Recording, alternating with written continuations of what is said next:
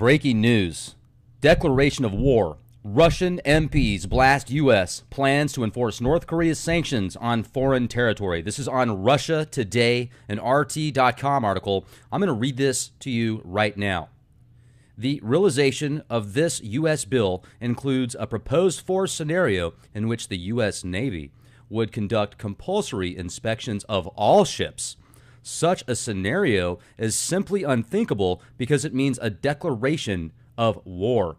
RIA Novosti quoted Upper House Committee for International Relations head Konstantin Kosachev as saying, the comment came shortly after the U.S. Congress approved the bill with additional sanctions against North Korea, allowing for the possible establishment of U.S. control over seaports and sea routes in the Far East, including Russian ports of Vanino and Nakodaka. It's like vodka, but with Nak in front of it. And Vladivostok. And I'm not very good at Russian, and you probably know that. So I seriously apologize. No disrespect for getting those names wrong if I did. And the bill also expands the powers of the president of the U.S. to impose sanctions against individuals who violate UN Security Council resolutions. The deputy chairman of the State Duma Committee for Defense and Security, Franz Klintsvik, said that the possibility of external control over Russian seaports was out of the question, but the mere fact that U.S. lawmakers were discussing the proposal was a hostile act. He added that it was extremely unlikely the U.S. motion would force North Korea to change its course. And then here's another quote from one of the Russian spokespeople. What immediately draws attention is the list of nations where U.S. congressmen want to have special control over seaports, he said. These are Russia, China, Iran, Syria. The United States is against trying to expand its jurisdiction, or the United States is again trying to expand its jurisdiction all over the globe.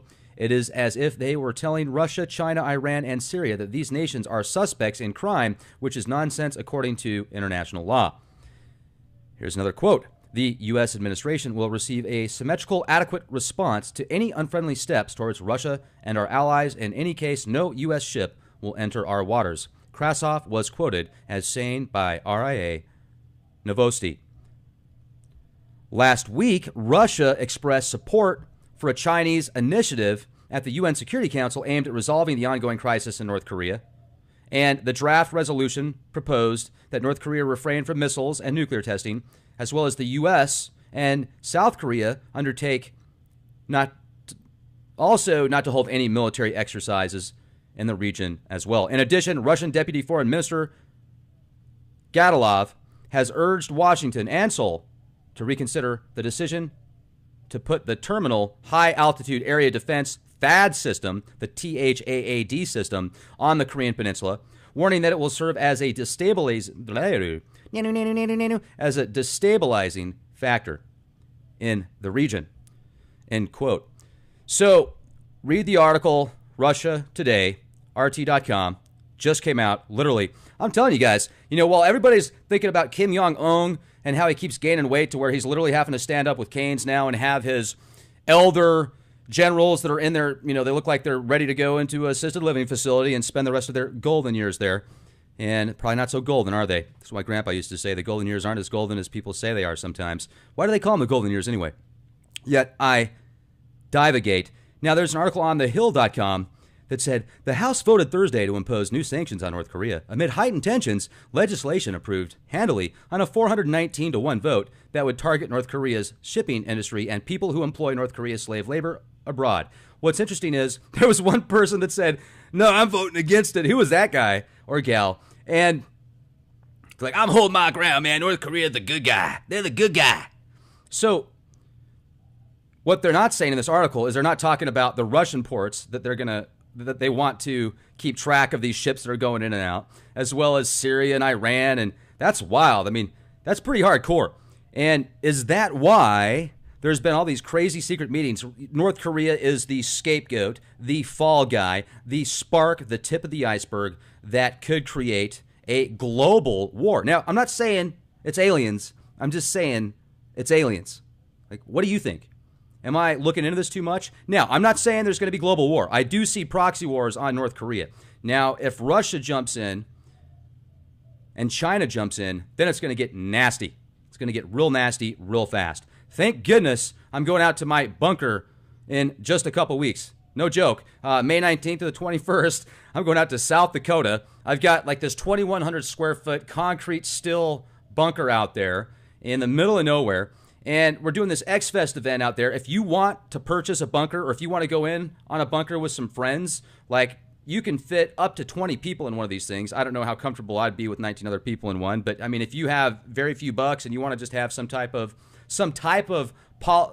not really an insurance policy, but kind of like that, because it just gives you that extra location that's off the grid, that's out in the middle of nowhere, that's secure, that's solid. Yet, I'm not even looking at it like that yet. I'm looking at it as just a vacation home, because I'm going to turn it into a studio. I'm going to do a bunch of shows out there. I'm going to spend some time out there every year doing shows, going to the Black Hills, the Badlands. One of my favorite places in the world is in the Badlands. The Black Hills are definitely in the top 5. Love it out there also. Plus, you've got Devil's Tower in Wyoming, and Deadwood, and Lead, and Keystone, and Mount Rushmore, and this place out there called like the Vortex or something with this weird gravity. There's a bunch of really cool stuff in the Black Hills, so I'm really excited about going out there. I think Robert's also doing like a 3-year financing deal with no interest, so if you're interested in going to the X-Fest, make sure to RSVP, send me an email, guestbookings@leakproject.com, or you can go to terravivos.com. Let them know that you heard about them through Leak Project, if you would, please. That helps us here at Leak Project. And thank you for all of your support. Thank you for all of your contributions, whether it's a constructive criticism, comment, helping us learn something new, helping me learn something new. Whether you become a premium member, that's definitely appreciated. We've got some neat gems that's in the exclusive section for premium members. Also, check out getthetea.com. I've been taking these supplements from getthetea.com called Colostrum, and it is amazing. The amount of energy that I have is through the roof. I love this stuff. So getthetea.com. Question everything and be the change you want to see. And are we going to war, or am I just a conspiracy theorist? Or why are they painting a picture right now that's really pushing that? And one more thing I want to close out tonight with is, excuse me, I interviewed a gentleman a while back, Anthony Carr, which has a plethora of documented psychic intuition scenarios where he's predicted something that would happen that has. And he got a lot of attacks when he did a podcast with me talking about how he thinks that Trump is going to be the one that ushers in this like World War III. So he's Canadian, and he definitely has a completely different political view of things than I do. Yet he's a nice guy, and people are, I think that people have the right to believe in what they want politically, don't you? Especially in a new era. People should have the right to believe whatever the heck they want, as long as they don't hurt other people, in my opinion. So that should be the universal law. I mean, I was talking to Gerald Clark the other day about the pillars in Atlantis that showed the laws of Thoth, that were literally the laws of the land. And there wasn't that many of them. How many tens of thousands of laws are there just in the U.S., the land of the free? Yet per capita, I don't even need to get into the statistics compared to the rest of the world, the land of the walking zombies. Imagine a society that literally had a handful, like 5 rules or laws or regulations to follow, and people follow that. It could be amazing with the right applications, in my opinion. So what's your thought on that? I kind of was going on a tangent there. I'm divagating. I'm attempting to say the word digress less, because supposedly there's somebody else out there on YouTube that says the word digress a lot that I don't even watch, but I divagate. Nanu. Later.